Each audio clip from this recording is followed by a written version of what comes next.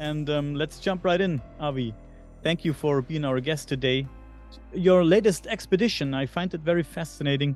And one could really say that you and your team found the needle in the hay, so to speak. Well, not a needle, but a handful of tiny spherules. You think that these spherules could be the remains from an interstellar visitor that crashed and landed on planet Earth? Tell us more about it, please.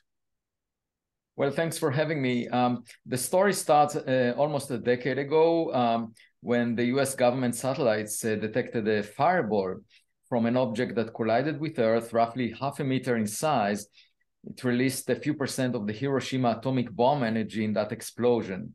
And what was special about this object was it was moving very fast. In fact, it was going behind the Earth as it orbits the sun, and came at 45 kilometers per second speed relative to Earth. If it were to collide with Earth head on, it would have moved at 90 kilometers per second relative to Earth. And what's important is that it was moving faster than the escape speed from the sun, meaning that it must have arrived from outside the solar system. It cannot be bound by gravity to the sun.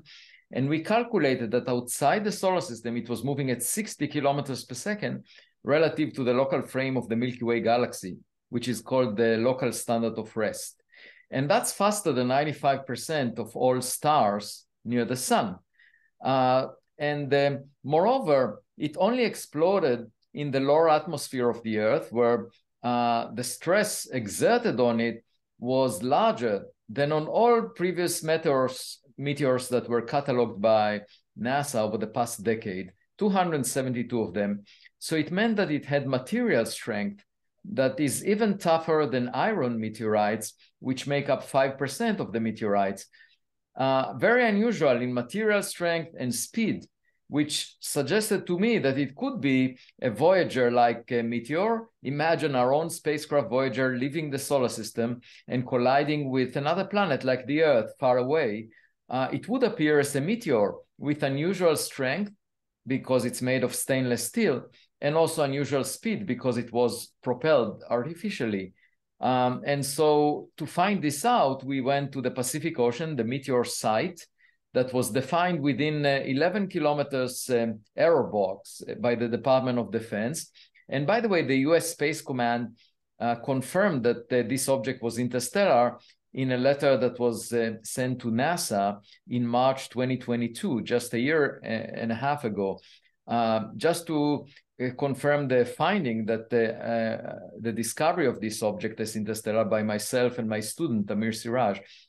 So our paper was published, and then I started to plan an expedition to retrieve any fragments from this meteor. And we went there with a ship that was fittingly called the Silver Star, and we built a sled with magnets on both sides to collect those molten droplets from the surface of the object when it experienced the immense heat from the fireball that surrounded it as a result of friction on air. And we found them. We found 700 spherules, brought them back to Harvard University and analyzed them with the best mass spectrometer in the world that is in the laboratory of Stein Jacobson, my colleague. And amazingly, we found that, first of all, the spherules are concentrated near the meteor path. There was an excess of spherules, roughly comparable to the background, which we found by going to remote sites, like control regions, to compare them with the meteor site. In the meteor site, we found twice as many spherules as in the background. So that meant the meteor added more. But in those regions where it added more, we found a special type of spherules with unusual composition that had an enhancement in the abundance of some elements like beryllium, lanthanum, uranium, and many other elements between lanthanum and uranium that are hundreds of times more than in the standard abundance pattern of the solar system. So the solar system was made out of a cloud of gas that was enriched by an exploding star, a supernova nearby. It has a uniform distribution of heavy elements and isotopes that were dictated by this exploding star. And what we found is that we have hundreds of times more some concentration of some elements in those spherules found along the meteor path. And because it's beryllium, lanthanum, and uranium, we called it BELAU as an abbreviation of those elements. Beryllium is interesting because it could be a flag of an interstellar trip because it's made out of cosmic rays breaking heavier nuclei. It's called spallation. And so if you have a journey through interstellar space, the object is likely to go through much more exposure to cosmic rays and therefore have an enhancement in beryllium. Lanthanum and uranium is a puzzle. How do you get those to be so enhanced? One possibility for a natural origin is if this object came from a magma ocean, meaning an ocean, basically a planet that had the rocks that were molten. The Earth started this way because it was bombarded early on by very heavy objects that collided with it and heated it. And in fact, one of those objects created the moon when it collided with Earth, and the moon also started molten. So it was also a magma ocean, and Mars was the same around the same time. So the thing is, we found that the composition cannot be from Earth, the moon, or Mars, or any asteroids within the solar system. It must be from outside, but it could have originated in the magma ocean where if there is an iron core, some elements are attracted to the iron and they sink to the center, whereas whatever is left behind is the type of elements I'm talking about that were enhanced in this object, like lanthanum, uranium, and in between them. But the problem, the challenge with this explanation is that you need 10 to the power 23 of such a population of objects per star, 10 to the 23 of them per star, each of them weighing roughly a ton or 500 kilograms, like this object, so that one of them would collide with Earth every decade. This interstellar object collided over 1 decade. It's the only one that we are sure of. So once per decade requires 10 to the power 23 per star in the Milky Way, which is a large number. If you multiply 10 to the power 23 times the mass of 500 kilograms, you get roughly the mass of the Earth. So you need a whole Earth worth of magma ocean to be broken into tiny pieces, each of them 500 kilograms, around every star, which sounds challenging to me in an astrophysical context, but maybe it happens. And then if it's not natural, then of course it could be artificial, manufactured technologically, because lanthanum, for example, or some of the other elements that are enhanced, they are used for semiconductors, as a substrate. And uranium, we know, is used in fission reactors to produce energy. So you can imagine that maybe a technological device would have an enhancement in those elements. To find out for sure if it's technology or natural origin, we plan to look for a bigger piece of the object and in a future expedition. And obviously, if you see a piece of a rock, it's very different from a piece of a technological gadget, which could have buttons on it. The question is whether to press a button or not, if you find it. Of course, it is so interesting, and it was one of my next questions. I was about to ask if you were looking for the main mass of this object also, because it must be somewhere. So yeah, I should say that in the fireball, what we saw is a few percent of the Hiroshima atomic bomb energy deposited into 500 kilograms of material. But we don't know if the object was much bigger, because then the core of the object could survive, and just the envelope, the surface of the object may have been ablated in the explosion. So we don't know how big the object was to start with. How hard was it to start this expedition, or was it not hard? I imagine it was pretty expensive, and you had some, Yeah, I mean, there were many failure points that one can imagine. First of all, that when I announced the expedition, we needed $1.5 million, and if we didn't get that funding, nothing would happen. So gladly, I had a Zoom call from Charles Hoskinson, and he said, you have the money. And then, of course, getting the best professionals in the world to participate in the expedition and to design it and design the machinery, the sled. And even after they designed it, it could have not worked. There could have been something faulty in the way that it works, and it would not have collected those metallic marbles that we collected. Another failure point could have been that the meteor itself would not have produced enough spherules for us to be able to find them in just 26 runs over 14 days between June 14th to 28th. So we were using a sled of 1 meter in width, going across a distance of 10 kilometers in each run. So, it's not guaranteed that we would have found any of these spherules. If the meteor was smaller by a factor of 2, then it wouldn't have produced enough, and we wouldn't find any. So then, of course, even if we found them, bringing them back to Harvard and then not having access to this mass spectrometer would not allow us to realize that they are made of some unusual composition. So a lot of possible breaking points. And when I went to the expedition, after we found all of these spirals, we celebrated with champagne on the deck of the ship. And I asked the coordinator, why did you bring champagne to the boat? How did you know that we will find anything?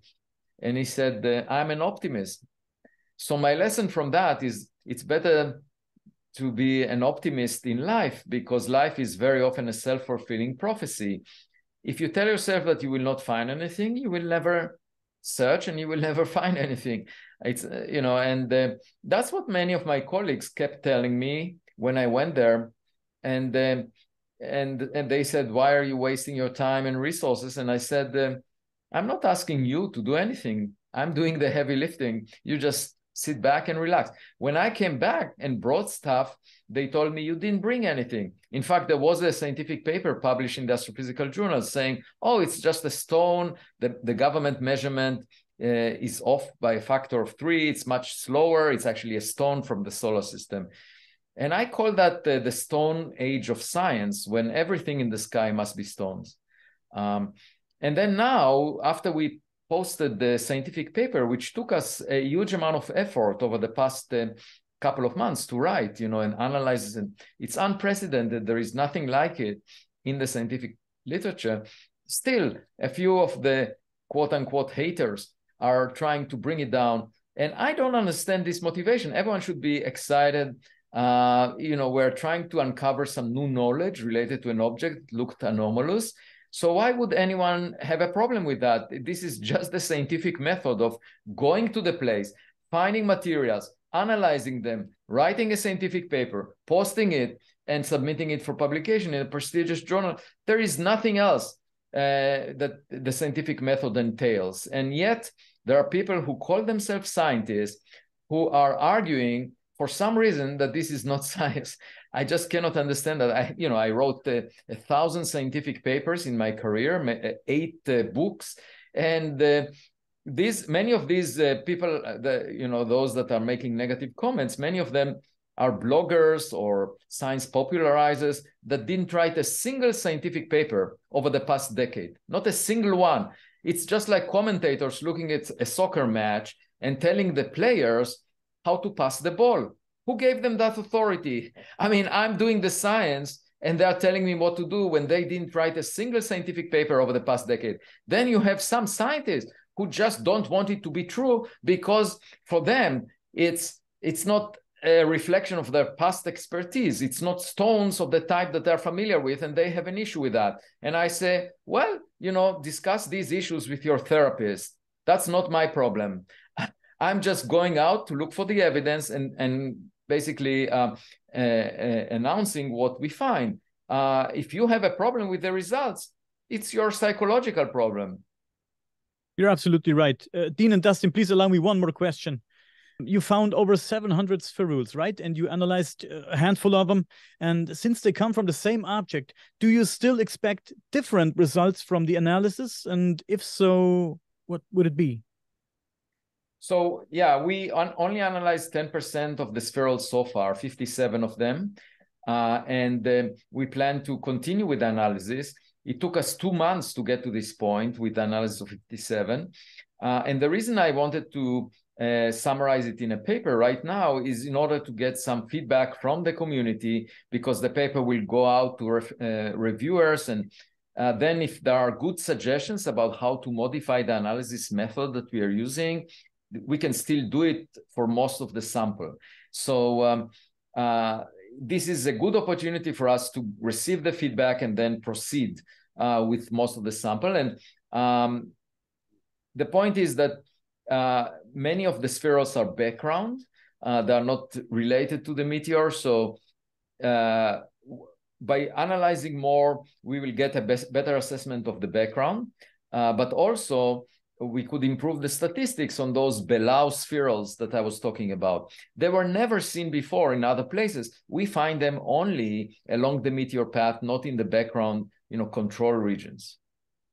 There was something that just came to my attention, which you've just meant saying by other scientists, which is really interesting. My question actually is, how difficult is it actually these days to publish the truth and make the truth matter? That's an excellent question. You see, I'm relatively naive, maybe because I worked mostly in cosmology. In cosmology, the study of the universe, it's like playing chess. If you're smart, you do the right moves and you're appreciated for that. However, in this business of rocks in the sky, it's like mud wrestling. And I don't want to get dirty by mud wrestling with some of these guys. Now, why do I say that? Because in cosmology, for example, we don't know what most of the matter in the universe is. We call it dark matter. That's 83% of the matter. And I've been working on that, for decades. And for 90 years, we've been searching for the nature of dark matter. We haven't found it. We invested billions of dollars. And I know the culture of the field. You are encouraged to suggest new solutions to the dark matter problem so that experimentalists can test them. You get a positive feedback when you suggest something of interest that people can test experimentally. So naively, I thought, there are some anomalous objects in the sky. Oumuamua was the first of one, Oumuamua back in 2017. The meteor was another one. I said, well, they look anomalous. They have properties not the same as the rocks from the solar system that we're used to. And these are the first interstellar objects. So I said, look, this might be maybe technological. It might be interesting. Why not explore that? I'm driven by curiosity. And then I get these people to say that this is heresy. Basically, that I'm violating the code of scientific research just by suggesting that. And I say, look at the dark matter research. Like for many decades, billions of dollars were invested in ideas that were not proven right, including supersymmetry that was not found in the natural parameter space by the Large Hadron Collider. And nobody says a word about it. There is a whole community of particle physicists, theorists that are working on string theory, on ideas like the multiverse or ideas like extra dimensions. And there is no experimental verification for that, no clue that this is true. It's just a theoretical construct, and it's celebrated by the mainstream of hundreds or maybe thousands of theoretical physicists. And there is not even an opportunity to test these ideas in the coming decades, in their lifetime, in their career. Nevertheless, that's accepted. So when I'm talking about anomalous objects and saying, I will go myself to the Pacific Ocean, collect the materials, study the materials, what could be more realistic than that? And why would that be heresy to the way that science is done when people are talking about things that cannot be even tested? And it may be related to the culture of people that worked on space rocks, but I think it also reflects something more fundamental about the nature of academia, where the beaten path, that is popular is completely accepted, whereas exploration of new ideas, innovation, and things, in my case, it's not so much that, but it's just that this subject appeals to the public. So there is a huge amount of attention. There was a New York Times Magazine article just last weekend, a profile about me. They never do it on scientists, okay? And in it, they say that I'm the most well-known practicing astrophysicist. And why is that?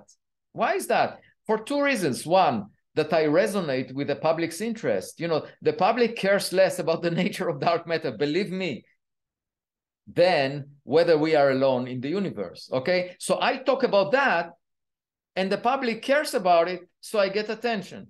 I also get attention because my people who work on space rocks keep bullying me and saying negative things. So obviously it creates some sense of controversy, but all I'm doing is following the scientific method. I have a lot of experience in doing that. There are scientists working with me following the scientific method. And the fact that there is rejection of this approach of examining something of interest to the public using the scientific method says that something is wrong in the culture. Because why would studying self-interacting dark matter with some interactions that were never found in the laboratory, just because it may be useful to explain some data, why is that legitimate when saying that an anomalous object that is perhaps analogous to the spacecraft that we launched? Okay, we launched these things. We know that there are billions of Earth-Sun systems that preceded the solar system, that formed billions of years before the solar system. What could be more natural than to say, okay, we are sending out, objects to interstellar space. They may have done that already, and these objects may be near us. Why don't we check? We see some unusual. I didn't dream this up. Oumuamua was unusual. I mean, the mainstream people trying to explain it admit it because they try to explain it. Already 5-6 years after it was discovered, there are still papers trying to explain it. That means that it's not trivial, okay? And this meteor also, so what do they do about the meteor? They say the data is wrong. Instead of allowing for the possibility that their model is wrong, they say the data is wrong. And then they attack me for going to that site. And then they say, no, what you found is something that is everywhere. And then so this is something really problematic because it suppresses innovation. And when young people see that, they realize, in order to get a job, I better just, dance to the tunes of those who are chasing any different idea because it bothers them. And I think this is bad for science because it means, that innovation will only happen in the private sector, where you have companies developing AI far beyond the level of development on campuses in academia. Why is that? Because academia is all, self-indulging. People are just trying to promote their ego, to get honors, awards. They don't care so much about the content but just use it as a vehicle to show off. And the fact that there are these groups of people chasing after any innovative idea and trying to bring it down, rather than saying, okay, well, let's allow for that. Let's explore it experimentally, find out if it's right or wrong. Why is there this negativity? That I think is pretty bad.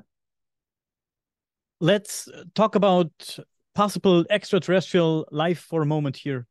I heard you say that an advanced civilization might be able to produce life and maybe even a baby universe in its laboratories if they only knew how to engineer the unifications of quantum mechanics and gravity. And you said that if you could have a dialogue with extraterrestrials, your first question would be what happened before the Big Bang? And that an intrepid thought. I like that a lot. I really like that a lot. It's thought processes like that keeps the world moving, I think. And these thought processes ensure that we do not get stuck in old thought patterns. Well, the reason I brought this up is because we have a notion of God in religious texts. And, the qualities of God are to produce miracles, the things that we can't understand, to produce life, according to the story of Genesis, produce the universe, okay? And in principle, all these things can be produced by an advanced technological civilization. Mm-hmm. And it would look to us like miracles, because when a cave dweller, would go to Manhattan in New York City, it would look like magic. All of the lights and the gadgets, so what we call superhuman abilities that we assign to God could actually be in reality once we encounter such gadgets far more advanced. And it's an opportunity for us to learn. And when I was on the ship, on the boat, I was jogging every morning at sunrise, just like I do on land. And in one of the mornings, someone asked me, Avi, it looks like you're running. Are you running away from something or towards something?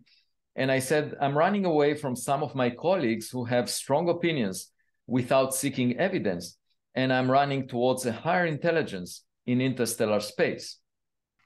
Since your recent discovery, have you analyzed any other questionable artifacts from maybe UFO cases? So we have, I'm leading the Galileo project, and we built an observatory at Harvard University, which is monitoring the sky 24/7 in the infrared, optical, radio, and audio. And we analyze the signals that we get with machine learning software. And we are looking, every time I speak with my postdocs, I ask them, did you see anything anomalous, anything unusual? Because the US government talks about it. There was a hearing a month ago at the House of Representatives about anomalous phenomena, unidentified anomalous phenomena. And there were testimonies by 3 people. 2 of them are pilots, and one was David Grush, who argued that the US government has retrieval and reverse engineering programs of alien spacecraft. And after, he based it on conversations he had with 40 people. And my hope is that the US Congress will contact these people and see if there is anything behind it. But I'm not holding my breath for the government to disclose the information. That's why I'm doing my work as a scientist. The oceans are not classified, the sky is not classified. So we are planning to make additional copies of this observatory at Harvard. There may be 5 of them in the immediate future, within a year or so, and altogether maybe 100 or so if we get the funding. Each of these is a fraction of $1 million. So we just need the appropriate funding, and then we can make all these copies and get to the bottom of what these anomalous phenomena are, because we'll get high enough statistics of objects in the sky. But so far, we haven't seen anything unusual. That's one. Yeah.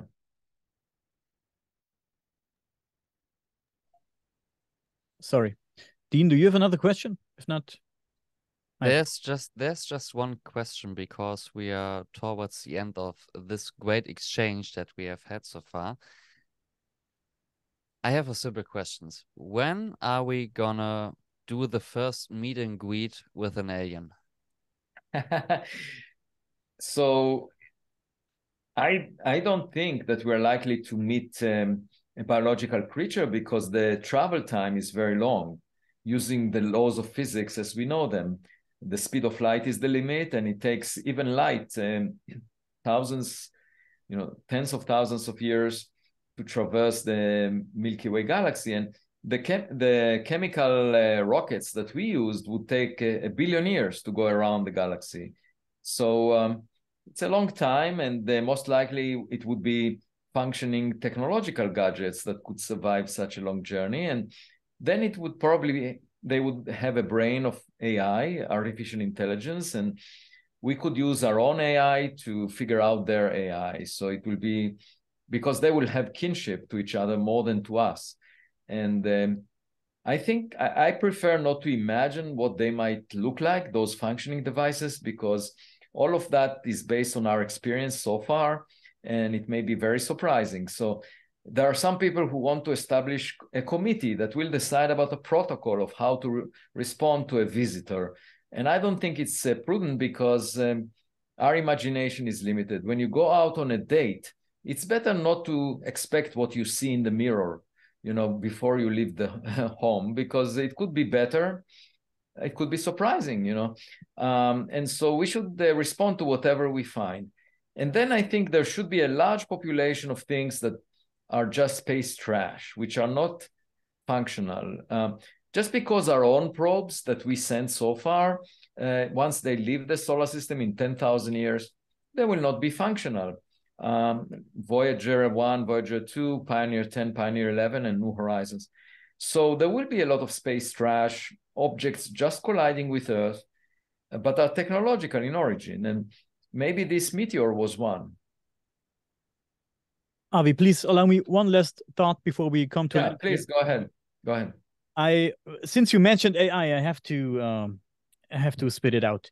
I read this interesting book that was written by two great guys here in Germany, Dr. Andreas Anton and Dr. Michael Schetsche. It's called Meeting the Aliens. And in this book, they come up with the theory that it could cause very big trouble if we should ever find extraterrestrial technology, maybe on the moon or so. These are just theories.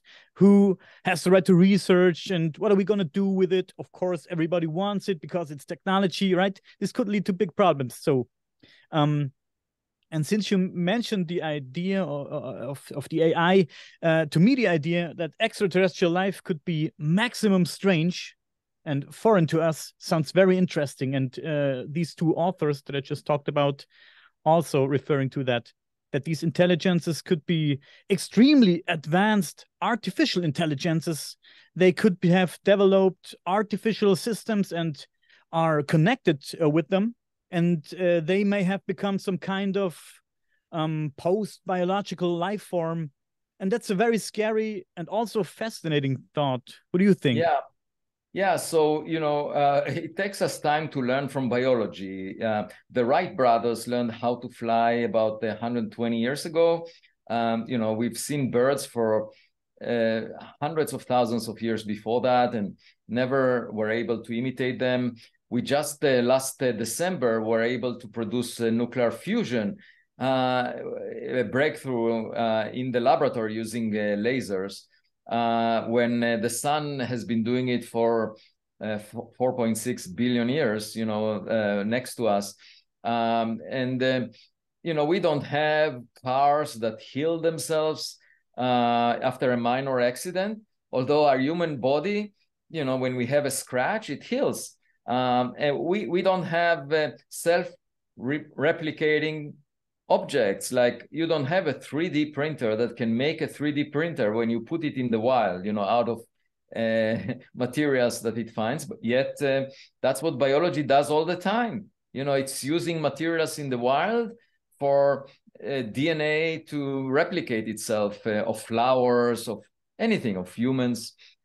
So there is a lot for us to learn. And of course, the ultimate thing would be to create a self-replicating probe, something you send to space with artificial intelligence, 3D printing capabilities that can, just like a seed, it can carry information and reproduce itself or reproduce life as we want it, elsewhere. Instead of carrying, the old ideas of science fiction was to carry humans, just like Noah's Ark in the Old Testament. By the way, I discussed this in my new book that just came out, Interstellar. I call it Noah's spaceship. So you might think that you need to send all these things in such a giant spacecraft, but no, you can have a small probe that has self-replicating capabilities and can produce life as we know it out of the nutrients, out of the raw materials on the planet. And of course, when it does it, the question is, what will you get? It will not be the object that came originally. It will be something else made out of the materials on the planet. And that would be interesting to look for. And it could terraform a planet. It could change it.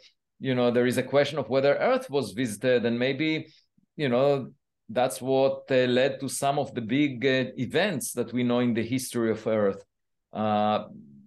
There were major changes in the climate, in life. It's not clear what made our atmosphere have suddenly a lot of oxygen from cyanobacteria. I mean, we know it was produced by cyanobacteria, but very rapidly over a short period of time. Why did it happen? It's not clear. And so I should also say that behind you, there is this picture of high rises that look like an alien city. But even if Mars had such structures, within a few billion years since Mars lost its atmosphere, those structures would be completely demolished, because if you just calculate the impacts by asteroids on the moon or Mars, they don't have an atmosphere. And so you end up with roughly 20 Hiroshima atomic bombs per square kilometer in terms of the energy released over a few billion years. So any high rise, just think about it, 20 atomic explosion in every square kilometer, they would destroy any infrastructure that you might see. And that's why we see so many craters on Mars or the moon. But what might survive is underground, and the question is there anything interesting underground? And at the very least, if I ever have the fortune of sending a mission to Mars, I would like to send the probes, small drones, into caves, the lava tubes that are on Mars, to search for prehistoric paintings. If Mars lost its atmosphere just at the middle of its life, about 2 billion years ago, it could have had intelligent life twice as fast as on Earth. So if it had intelligent life, at half the time that it took Earth to produce it, we should find something in those caves on the walls, and that would be interesting to check for. Absolutely, Avi. I think we've come to an end now. It was great to talk to you again. Thank you so much, guys. Do you have something to say? Besides, thank you for your time. That was awesome. For more, you can find essays on my medium.com outlet. If you just search for Avi Loeb at medium.com, and also my new book, Interstellar, that just came out a few days ago. Thank you so much. Thanks for having me. It was a pleasure. Have a great rest of the day. Bye-bye.